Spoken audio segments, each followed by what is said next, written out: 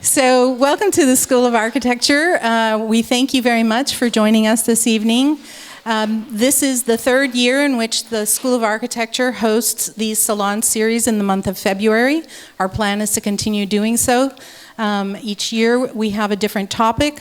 This year the topic has been affordable housing and our shortage on affordable housing. Today we thought it would be important for us, given that we are in a School of Architecture, to talk about how design matters. And so for that purpose, we thought who best to moderate this session than our own esteemed dean here at the School of Architecture, Mr. Rodolphe el-Khoury. And I am so pleased to have with us some other distinguished guests that he will introduce you to.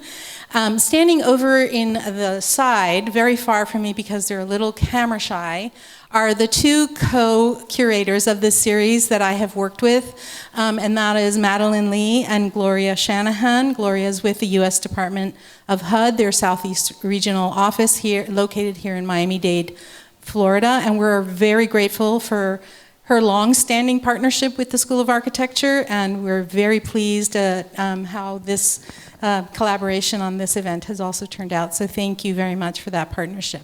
So without further ado, I will give the stage to Dean el-Khoury. Please know that there is an open Q&A session that we have at the end. You see that there is a QR code, and we encourage you to use the QR code whenever you have a question that you would like to ask. So feel free to use the QR code, send those questions to us, and what we do is we put those in a message to the dean so that he has access to them, and he can also refer to them once we've started the Q&A session. Okay? So, thank you. Well, first I have to congratulate you for the beautiful orchestration of the series, building up the issues of housing. Thank you. We started with the big picture about the policy framework, arguably the most formative, shaping the housing landscape. Then we moved to the financial picture, where we saw all the challenges there. And then to the regulatory framework, the zoning, and the design of city. Right. Yep. So it became very clear what the big challenges are and why we don't have housing projects in the quantity and the quality we desire. But we also saw the opportunities. Exactly. And we're going to focus tonight on those because the proposition here is that the design may be one of the keys to the solution. And for this reason, I invited our guests here to, I will introduce them in a minute, to bring us here to the table for discussion an example or two or three of housing projects. They could be their own, or they could just pick some very important examples that they want to discuss. Housing projects that made a difference because of the design and how the design unlocked some potential or solved some problems. So we're not only talking about aesthetically pleasing housing, but we're talking about how design actually solved problems and maybe allowed us to surmount the obstacles that we so clearly laid out in the previous sessions. So let me turn now to our panelists. We have with us tonight Max Yaros on my left, who's an assistant professor of research and director of fabrication here at the School of Architecture. Max is also the co-founder of Daft Bureau Architecture. That's a very cool name. A Miami-based firm that specializes in applying emerging technology to architectural practice. Next, we have Damar Matthews, who was profiled today in the university's newsletter. Check it out. He's a Los Angeles-based architectural designer, theorist, and writer. He was invited as our U-SoA Teaching Fellow for Spring 2024 with a joint appointment at Center for Global Black Studies. Next, we have Stephen Fett, who leads Stephen Fett Architecture, a practice that has taken on affordable housing projects at a wide range of scales. As a faculty member at our school here, he has led community-based outreach, proposing affordable housing solutions locally and internationally. Next to Stephen, we have Carrie Penabad, professor here at the School of Architecture and principal of el-Khoury Penabad, a practice that has received several awards in recognition of innovative housing projects, among other things. And finally, Jacqueline Gonzalez Tuzet, she co-founded Tuzet Studio, a Miami-based practice that is recognized with numerous awards. Her many community-engaged roles include chairing our Real Estate and Development Board's Resiliency Committee and advising the AIA Miami Sea Level Rise Committee. Thank you for joining us. So this is like a show and tell in a way, so then we're going to start with Max. So we probably were going to keep the questions to the end unless we need some clarification, and then we'll ask you those questions before we move to the next. Go ahead. Okay. So the first project I wanted to talk about is a project called the Hauser Houseboat. This is a project we work on in development with a company called Modern Structures. I think in terms of what we're talking about the salon tonight, one of the things that I found interesting about working on this project was the manufacturer essentially said they knew they wanted to get into prefabrication and they wanted to get into manufactured homes. And we were trying to kind of talk through this problem with them. And one of the things we quickly realized is that going through Coast Guard certification is significantly easier than going through any sort of state level manufactured home process. And so they can actually move through the kind of approvals process significantly faster. So they went through, they got approval from the Coast Guard. This is essentially treated as a boat, not a home. There's some questions about the kind of reliability of their standards compared to the building code. But what it does mean is you can build quite quickly. So these houses, they can essentially build out within about a week. They ship them out. They can get them out into different waterways. It's about 700 square feet. It's a small one-person studio or a couple studio. There's a kitchen, there's a bathroom, there's a bedroom in the back. And I think this is really targeting a kind of younger demographic that's struggling to find affordable houses, in particular in Miami. So in this case, this was actually the first houseboat that they installed in their backyard that already had a kind of moorway. They didn't have a boat to put back there, and they essentially started renting these. So a lot of these are designed as rental units. They started thinking that would be kind of one person would want to buy these, rent them out, and kind of produce housing that way. And what they really came to find out, if we go to the next slide, there's a lot of waterways. So here on the bottom of the slide, you can see two of the houseboats installed kind of in the center of the screen at the bottom. And what they realized is there's so many places that people are interested in potentially purchasing these, bringing them out and offering affordable rentals.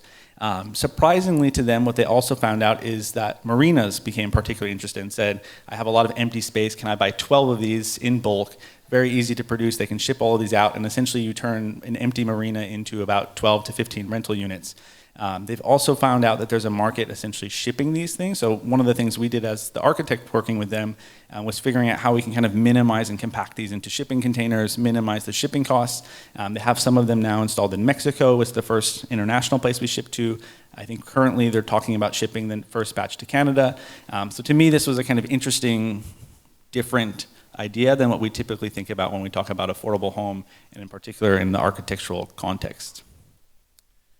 The other area of research that I've been focusing on is concrete 3D printing. This was a project we looked at. What's interesting is 3D printing has really scaled up in about the past 5 years. We're at the point now where we can kind of easily 3D print about a 1,200 square foot unit house.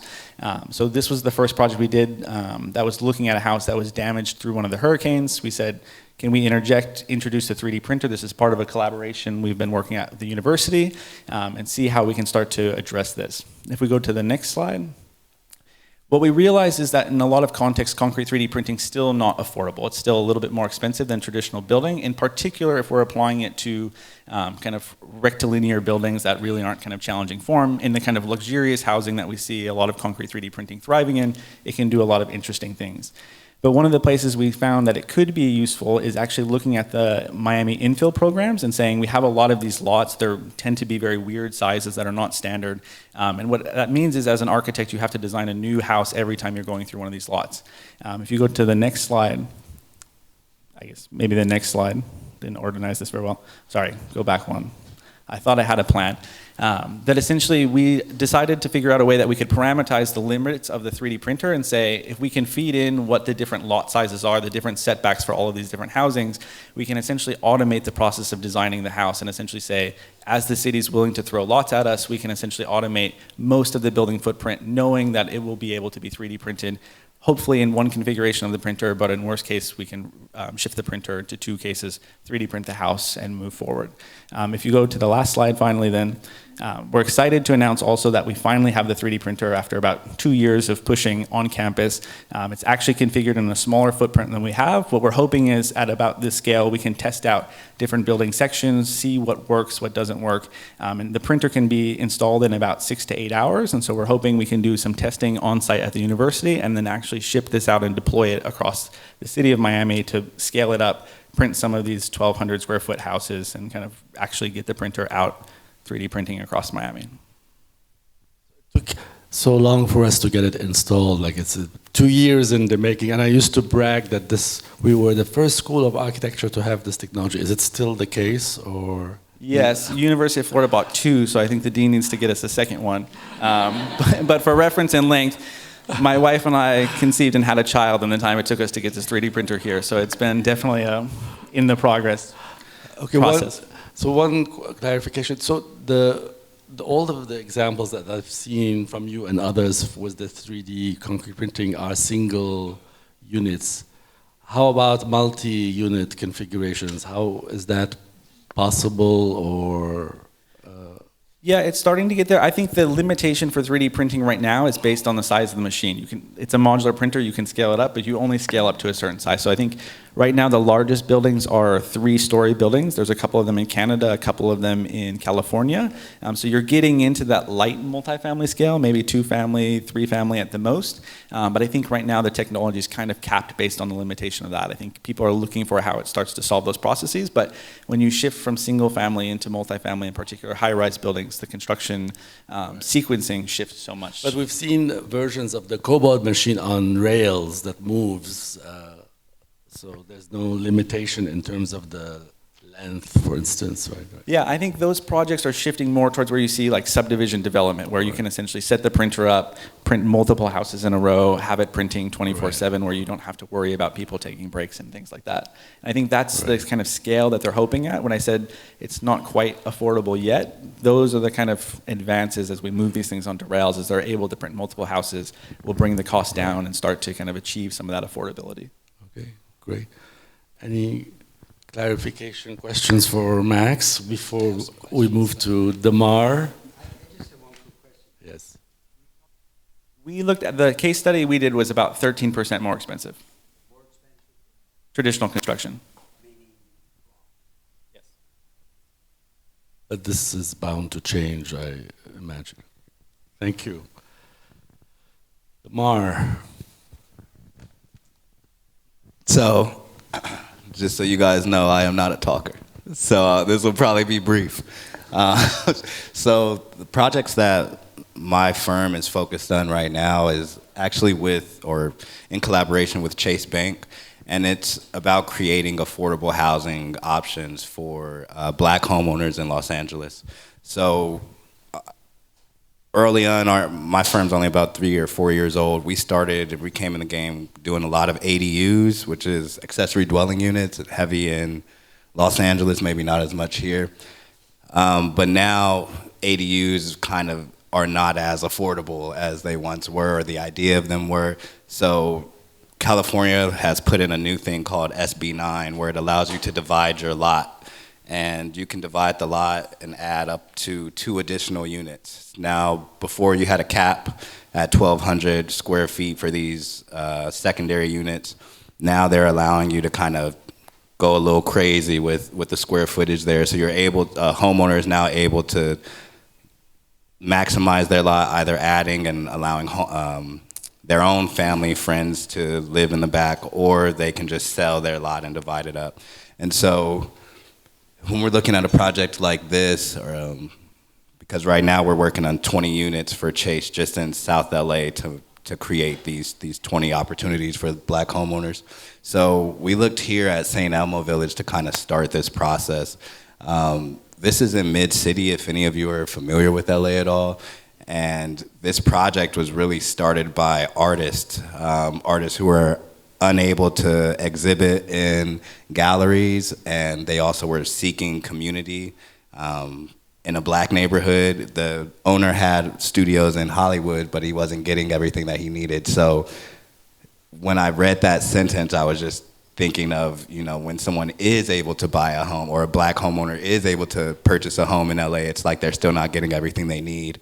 And so I looked at this, and he turned these 10 dilapidated bungalows and sheds and garages into fully redone and renovated studios for artists and creatives of all ages. So it can go from just one young creative to a family, and they can all live in these units. And so right now there's about 14 people living here.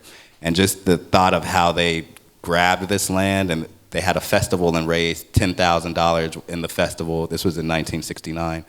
And then a little while later, they raised another $20,000 with the help of city council members. And so all of these lessons that they were kind of teaching, we took on. We ended up raising a lot of money to be able to create models very similar to this. So things like this, where it still shows a character, is very rare. Affordable housing units now, we look at kind of 30, 40 units, and 5% of them are allotted to affordable housing. But this, I feel like, captured the character of that neighborhood, captured the character of Black culture at that time. And you can slide through the next one. And it just gave a bit of, they also run community workshops out of here. They run screenings, they run, like, the kids fix up the paint every time it needs to be redone. They fix up the buildings. Everything is like, this is a self-sufficient community. And I think if you hand people something and expect them to be able to be self-sufficient without any lessons or guidance, then it's not gonna work for very long. And here, he stayed there until he died, and we want to kind of take from these lessons. How do we create something that the community can end up kind of being in charge of, allow it to be affordable for them, and also allow them to grow off of it. So that's kind of my main interest with this SB9, figuring out how to bring affordable homeownership options to Black homeowners in South Central. So, Damar, you're describing, it seems like a participatory process where the community gets involved in this. So do you consider this as part of your design task, basically, is the orchestration of that process, right? Yeah, I don't really design anything until I have meetings or I have collaboration with the community members to make sure even that what's affordable to you. We can do an average area median income, and you just find out that most people still can't afford it. That median income doesn't necessarily mean for every demographic. So yeah, it is very important to start in a collaborative process and keep that going through the length of the process. Any other questions for Damar? We will come back to the big issues later. Okay, Stephen, yes.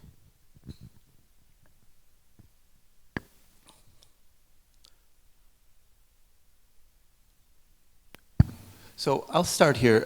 I mean, on top, I'll just let you read it. The definition, let's say, as presented by some sources on affordable housing. But I think what perhaps is most, according to that definition, Miami statistically has the 4th highest percentage of house poor residents in the United States, and Hialeah is actually first. If you continue down that list, you'll find in the top 10 Fort Lauderdale and Hollywood as well. So our area has been particularly, I think, impacted heavily over the last 5 years at least. Next slide. I'm going to speak a little bit about our students' work first. We've just completed a semester with a sponsored studio by the Vagabond Group, looking at 5 non-compliant, I guess Max was describing earlier, lots in Miami. And so the students took a look at what could be built on these lots. And the stipulation was that they had to comply with an 80% average median income. And so really, from a pro forma point of view, the only variable was the cost of construction that could be moderated. And so we looked at a number of them. This is, in fact, 3D printed, 3-story multifamily building, 12 units, maximizing the maximum sized gantry that Cobod offered, which is not the one that we have. So when you buy a bigger one for Max, you have to go for this size. But in this case, really explored. Our one student here, George, explored the possibilities of what a system like that could allow. Really building up to essentially the tie beam height, and then a more conventional roof was overlaid on top of that. Next one. Another student, Daniela. We had a number of great students, actually. I can't show all of the projects here, but I'm just going to show these 2. This actually used a steel frame modular, which is a company in Miami that has gained some traction, essentially building off of, I would say, a kind of history of modular mobile home, really, construction, which has become more kind of commonplace using light gauge steel. And so here, these units, you can see them kind of 4 modules stacked to complete 1 floor. This produced 6 units kind of spiraling around a courtyard. Next slide. I'll show briefly some of our work, which begins to kind of tackle or address some affordable housing concerns, certainly in the city, and opportunities, I would say.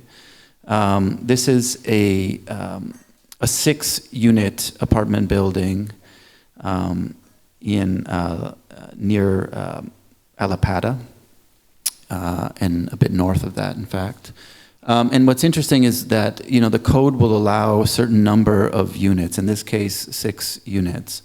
And there was a now closed incentive in Miami 21, I would say, unfortunately closed, where you could eliminate parking to be able to,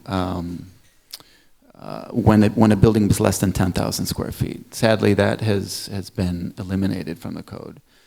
But what the elimination of parking does is, I would say, frankly, is one of the ingredients, I would argue, that can make housing more affordable. When a developer or a builder is required to add parking to a site, that's sort of a cost that gets spread out through the units. It doesn't foster walkable communities as much, doesn't foster public transportation, et cetera, et cetera. And these incentives, in fact, were located around transit lines. Next. So, this was kind of some character imagery that we thought, with the lack of parking, we had a kind of courtyard scheme which allowed for, a kind of neighborhood to kind of gather, the community to really gather within. And I should say a kind of important thing about this is that these were all 5-bedroom apartments. Very unusual, in fact, to target a demographic like that.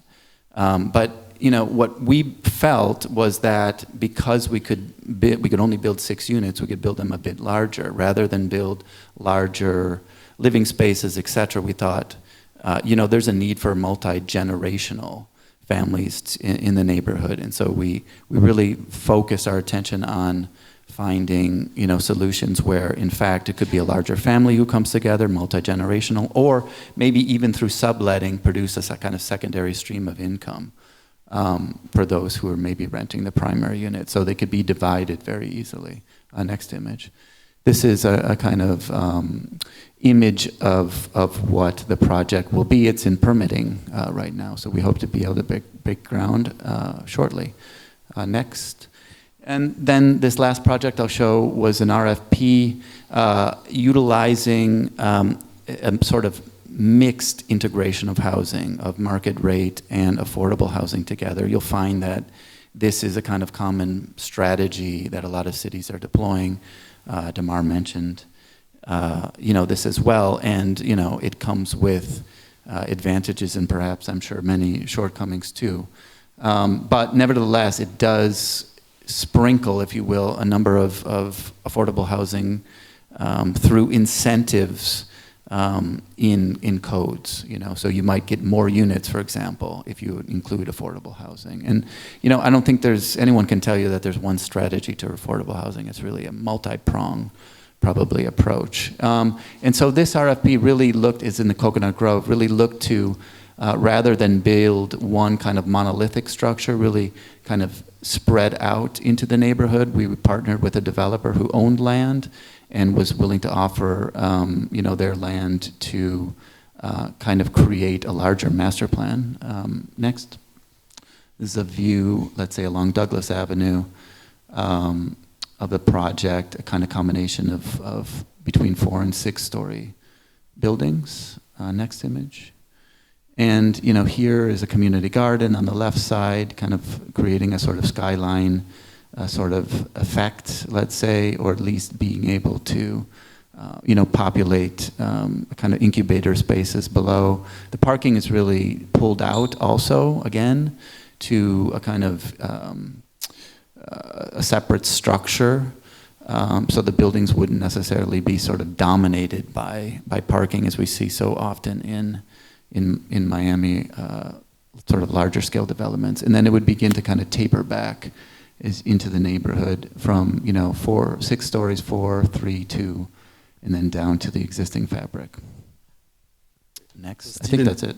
None of the projects you showed actually benefited from that short-lived parking policy, right? It was eliminated already. Well, yes, actually, because we got it in. We found out that there was going to be a commission vote, in fact, and then rushed our drawings. We had 2 weeks to do it, and thankfully they actually deferred a vote for the next month, and so we were able to submit, and we're now grandfathered in, so we'll be one of the last projects to be able to be built including this one? The one previous. Yeah. Yeah. Okay, great. This one had a different set of parameters because, the parking you can see is actually sort of towards a lot. It's just a single structure, 2 stories.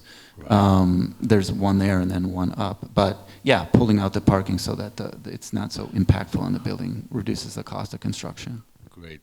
Thank you. Harry, please. So I'm going to keep it very brief. It's supposed to be a salon, so we're supposed to be. So I'm going to show 4 quick projects. Affordable housing is not just a Miami issue; it's maybe a global issue. So we've been doing quite a bit of housing in Latin America. We have an office in Latin America. These were the 3 lessons that I learned from executing this project. This was the first prototype for a very small house, of which we built about 85 of them. They're in the process of being constructed. And it was right during the pandemic and where the supply chains were affected. So we naturally moved to concrete and steel. But what we were afforded to do when we were able to slow down is that we were able to look more creatively at the local industries. And what we did is we found local labor. We really looked at brick construction, which was a medium of construction that used to be used prevalently in the city of Guatemala, but is no longer. And we found it to be substantially less expensive.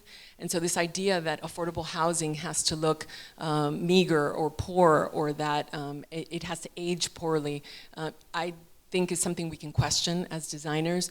So that was the first lesson. And I would say the second one is that, sorry, if you could just stay there 1 second, was the fact that we questioned what does it mean to live in a residence? How much of it has to be enclosed? Guatemala City is in one of the most glorious climates you'll ever see. And so the ability to make the interiors relatively smaller and maximize the exteriors, which tended to be less expensive for the developers, allowed us to, in a way, double the sizes of the houses by exploring these large outdoor spaces that could be inhabited. Next. I won't say anything about this. You can keep going.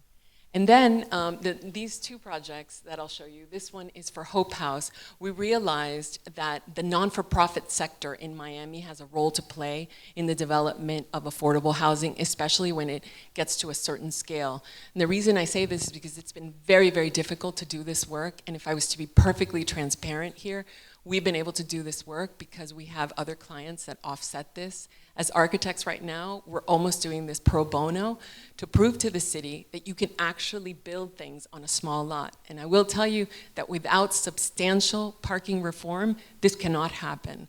It absolutely cannot happen. And so I'm looking at Grayburg in the end because we have a fabulous office and many of the drawings that you're gonna see are produced by them, and I just want to shout out because we couldn't do the work we did without the great people that work for us. So this was for Hope House. It's 14 units of affordable housing for formerly incarcerated women. Miami has the highest rate of formerly incarcerated women in the country, probably because of our demographic, and actually of Latino or Black descent, and that's not surprising given our demographics and the growing nature of our city. So we're working with Hope House out of New York to design this unit, 14-unit building in Liberty City. Next. This is just an image because we believe beauty matters. And there's always units that are supposed to be more desirable and units that are supposed to be less desirable. So the challenge for us is that could we make every single one of the units in this building desirable? So this is a courtyard in the back of the building, which is supposed to be the least desirable of the spaces, but it's given a view of this court. And we label our drawings. This one's called Angels in the Architecture. Because if any of you follow Manteña, we borrowed the little angels from Manteña in the sky, because we do think that needs to be some divine intervention for these kinds of things to happen in Miami, at least right now. Next. This project, I'm so happy to say, is gonna break ground, and it just broke ground. I feel like I should. It's like 3.5 years in the making, and how did this happen? It happened because we have a former fabulous student who became a developer. She's a female developer. She's in her mid-30s. We've been working on this for 3.5 years. We've gone through every single hoop that the city has. We have looked at every single way to do parking, and this is a 50 by 50 foot lot. Nobody thinks you can build anything. This is a 4-story building. It's a non-for-profit. It's the headquarters for Catalyst Miami. Again, this is the role of the non-for-profit sector and the possibility of introducing affordable housing. If we're going to question the parking, we have to rethink the way we stack our buildings. We have to offer some mixed uses in our environment so that most of the rides that we take every day, we don't have to take. More than about half of the rides in America are 3 miles or less, and a third of those rides are 1 mile or less. So if we could get more of our needs closer to where we live, and if we could try to do this more incrementally in a city like ours, we could offer an alternative model to the predominantly large-scale development that is occurring in the city for affordable housing. So we have a small mixed-use unit at the bottom. We have the Catalyst headquarters on the 2nd floor, and then we have 4 affordable housing units, which can be offered because they're going to be done by Catalyst for artists that formerly worked and practiced in Overtown, need to be displaced now because of the development pressures. At least 4 of them get to be housed here on a kind of cyclical basis. Model. We still build physical models in the office. They've been key to actually seeing them happen, but this will break ground. It'll be on Northwest 14th Street. We pray in like about a year, it'll actually be there. Oh, and then the final one, sorry, do I get 1 more minute? Okay, sorry. So this last one is for a larger scale developer. It's in Little River, and we did use the parking reforms to create mixed use development where each one of these types is 10,000 square feet or less. We did this to be able to preserve the landscape on the block, and this is, again, a mixed-use development. It was able to be done because the developer owns a lot more land in the district and can offset some of the requirements that oftentimes put pressures on lots that don't allow for affordable housing to happen. Great, thank you. Jackie, please. I did stick to 5 slides, I just want to say. So as you can see, there's many sizes for the to solve this, or to hope to solve this crisis. I just want to point out that there's a Miami-Dade tracker, and it says that we have a shortfall of 135,000 affordable units in our county. And what do you suppose was built between 2020 and 2022? How many? Anybody want to guess? About 750 units. So I think there's a role to play for density and for high-rise. And my background has been most of my career in larger scale projects. I was in charge of the multifamily division for Architectonica as a vice president, and then I worked for Related. So I come from that world. And when we started our practice 20 years ago, Carlos and I, we wanted to bring high density or mid-rent. We also do mid-rise. We have an ADU and a duplex, but I decided since everybody here was going to cover the lower density stuff that I would try to tackle this one. So the question is why are so many of these units, if we could go back to that before we go, why is there a shortfall? If you ask any developer, I've spent a lot of time with developers asking them this question, and the answer is always cost. And the second answer was because it's so complicated to get these things approved, NIMBYism. Nobody wants affordable units in their backyard. As you might know, there's an act that passed recently called Live Local, and I think there's tremendous opportunity within that act to do harm and to bludgeon local communities with out-of-scale projects. But there's also tremendous opportunity if you do projects along transit, which Grove Central is one that we recently completed, to bring density to high ground and to bring it to where there is transit. I have spent many hours talking to residents of housing units that are being displaced, and most of them have to go hours out of their way after they're displaced, and they have to take buses, and it takes them 2 hours to get to their job. So the idea that we have very poor infrastructure, frankly, in Miami-Dade, but whatever the one we do have, we should be equitable about developing it, and we need to make sure that we use this Live Local Act in a smart way and try to bring in a mix of uses, because I think one thing we've learned as designers is it doesn't work to silo people in developments that are affordable. The mix of uses, the promise of that Live Local Act is that it requires 40% of the units to be affordable, 40%. So I think that is on the horizon. We're getting developers that are coming to us for that. This was done prior to that, so this was negotiated with the county. They gave the land, and this is what we're going to see is a lot of this kind of negotiated. They give the land, and in return there's a public benefit. And our job as architects, and my friend here did a book about Marilyn Manley, and she used to go to Coconut Grove, and she used to speak on behalf of the people that didn't have infrastructure in Coconut Grove. So I think it's one thing is for us to be very vigilant as designers. It's not just about designing pretty buildings, and I'll get into the design, but it is about advocating and understanding why communities reject density, how these laws get transformed into a grab bag for developers, and to really hold the county and the cities accountable to deliver what they say that they're going to deliver when these laws are passed. So I just want to bring that to your attention as designers, because it's here, the law finally passed, so as designers you don't have to argue with your client, hey, can we do more affordable? It is required now, and so the question is, in this project, and now I will discuss this project, but we had a mix of uses. It was bus, it was transit, and we're connected to the trolley, we're connected to the underline, we're connected, and we created a linear plaza, and now you can go, sorry, across next to the transit. Unlike some of the other projects, we really tried to address the station. So we developed retail. So the idea is to make transit, destigmatize transit, to make it really attractive and convenient, and to integrate it into a truly mixed-use project. There's a mix of units on this project, 15%, not the 40 that we're getting now with Live Local, are supposed to be a workforce, because that's another thing, that there's a stigma around workforce versus affordable. And that's something that we need to do through good design. That's why design matters, is to make these projects truly integrated. So I'm not presenting this project as something that accomplished everything that we need to do. I'm just showing you what the challenges are and where how we make projects affordable, because that's something I do know something about. This project, unlike a lot of high-rises that you see in Miami, is not all glass. So there was a conscious effort to make it 40% solid so that we have less cost of building it, so we could reduce the cost of construction and actually make it happen. You can keep going. We have a lot of, sorry, if you could go back to the first slide, I want to show you. We designed it so that the roof will accept a solar grid.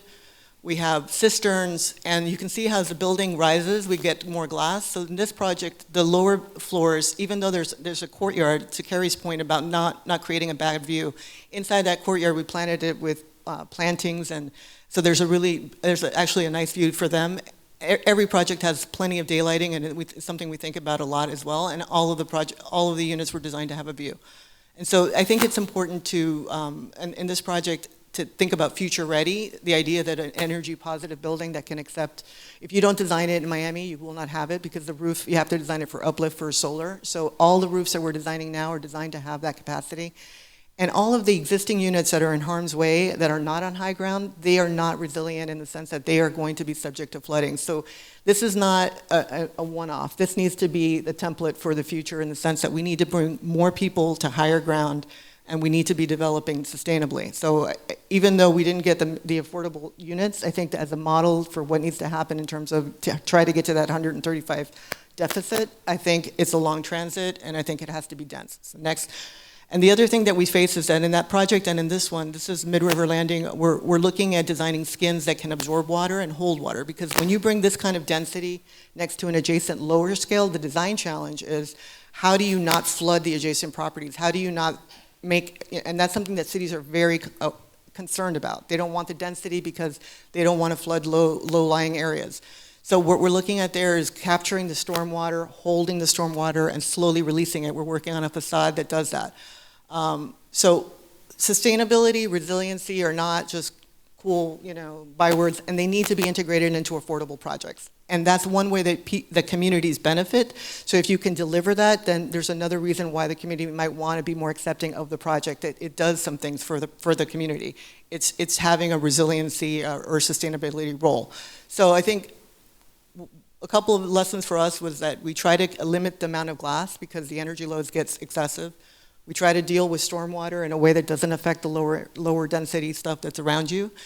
And we are also really focused on making sure that we're designing for the future. And if we don't get the solar in the first phase, at least we design the infrastructure and the backbone so that these buildings can perform for the future. So that's something that these are not luxury projects. They're not quite affordable, but they are market rate and workforce. And my hope is that one last thing I'll say is that one of the things I've noticed, and we've done a lot of work before we started our practice in Manila and in Hong Kong, the average size unit in Hong Kong that we designed to, I won't even tell you, but it's 640 square feet for a 3-bedroom.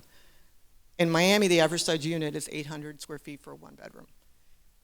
So that tells you that we are designing large luxury units that make it really, really, so size of units, co-living, micro units. I'm not saying everybody wants to live in them, but as we discussed on this panel, there's a variety of, young people, older people, they don't all want or need a big kitchen or all of that space, but they do want to be near transit. They do want to have accessibility and they do want to have all of the amenities that everybody else wants to have, and they do want to live in good neighborhoods. And what's happening in Miami is that those people get pushed out into areas that don't have transit and they don't have access to their jobs. And it's not just about affordable housing, it's about access to transit and access to work. So as we build these, and I'm not suggesting, and I know that high-rise is not for all, but it is part of the mix to get to that number, and I wanted to kind of bring that to your attention, that learning how to design units with dignity that have everything you need, that have the accessibility to transit, has got to be part of the mix. Jackie, with your last project, you are giving us a preview of the next salon, which was going to focus on the facade that we're designing. Sorry, for Yeah. right now, a terracotta. Just it's basically funneling the water and then watering the plants from the storm water and then diverting it into rain gardens. So our clients are aware also with heat that we're getting a lot of delamination, and terracotta is a material we're very interested in because it's more sustainable than concrete and it's more sustainable actually. It uses clay instead of sand. So there is, even within affordable, you still have to think about how it's going to perform.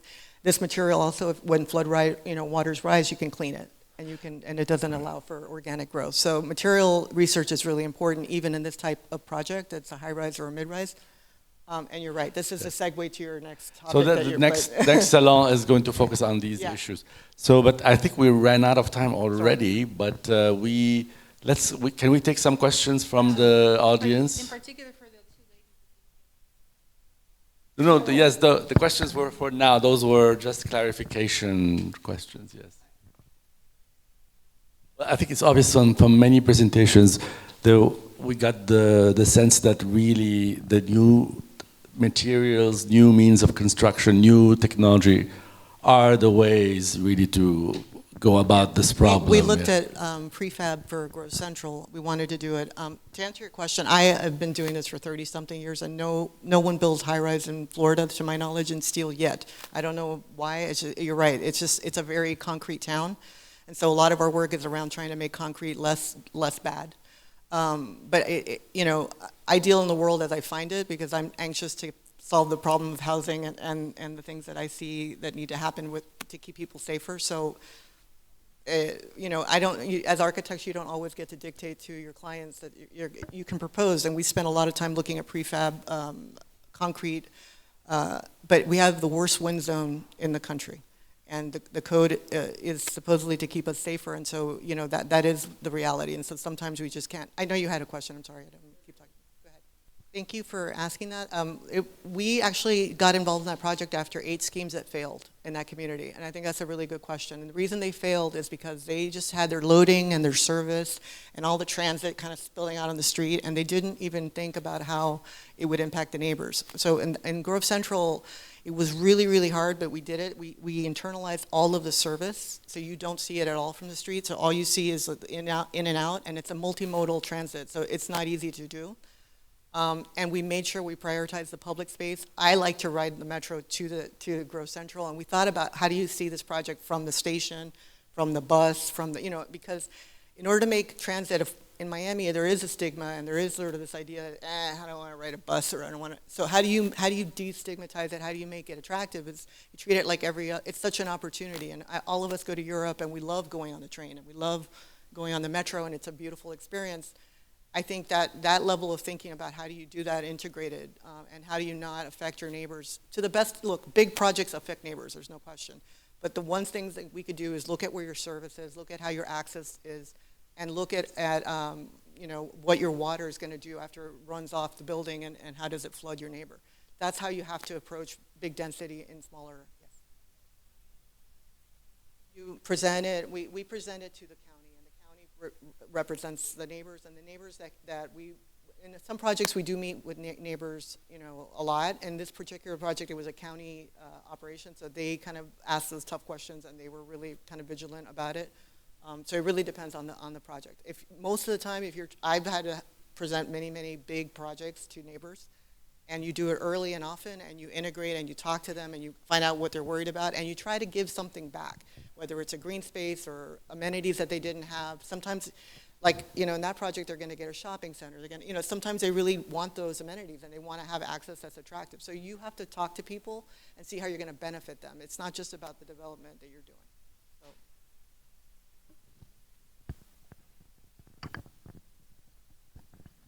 Hello. Thank you for the discussion. I feel like I've already learned an insane amount. I'm really interested in the intersection between affordability, resilience, and cultural preservation. But I feel like a lot of times you only really get 2 out of 3 in projects because, of course, the more affordable homes are usually modular, and modular homes are harder to keep cultural significance, especially in Black and brown communities. And of course, when it comes to resilience, a lot of our strategies are more expensive.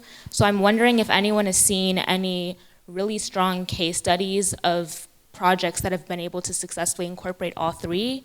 And if you haven't, where do you think we need to go as future designers to go towards that direction?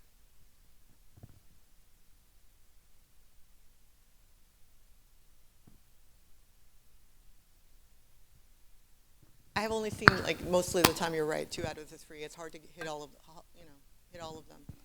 But there is a mix of uses you could go for where you have a mix of typologies, and sometimes I'm going to be the voice for the low tech. Maybe because everywhere I work,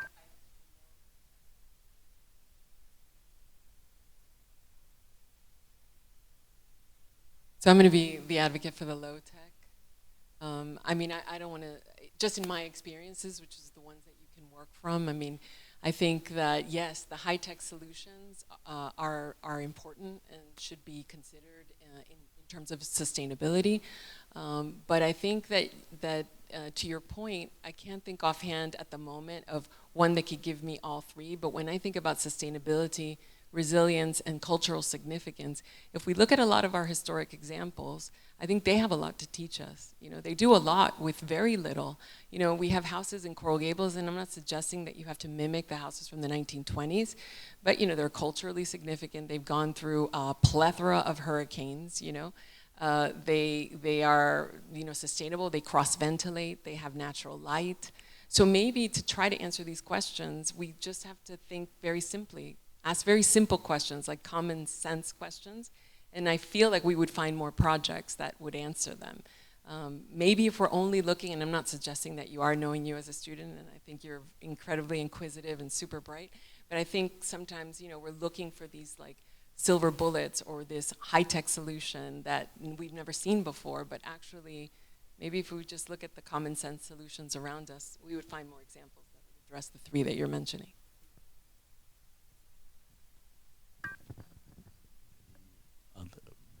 This is a good moment here on this note to end this conversation. We would love you to stay longer, linger, and talk to our panelists. They'll be here to continue the conversation. Thank you very much for joining us tonight.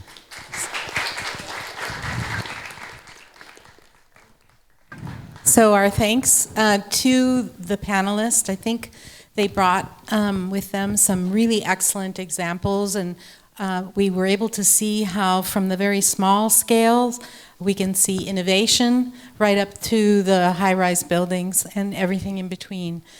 So it gives us an opportunity to think about how we too can challenge ourselves as designers to think outside of the box, to think creatively, to think about materiality, for example, as Jackie and Carrie were both talking about, to think about how we look at typologies and how we look at building materials and how we work with community members in order to accomplish our goals in wherever we're practicing, right?